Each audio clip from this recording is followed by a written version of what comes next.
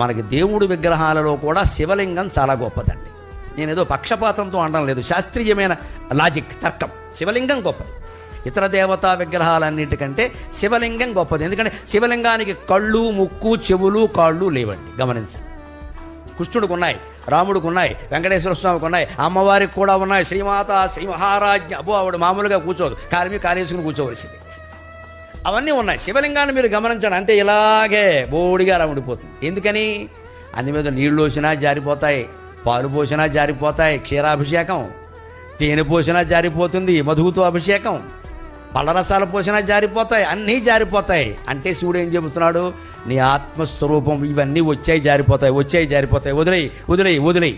మాట వచ్చింది పోతుంది, చూపు వచ్చింది పోతుంది, వినికిడి వచ్చింది పోతుంది, స్పృహ వచ్చింది పోతుంది, అన్నీ పోతాయి. లింగం రూపంలో, శివుడు రూపంలో నువ్వు ఒక్కడవే మిగులుతావు. అదే చిదానంద రూప శివోహం.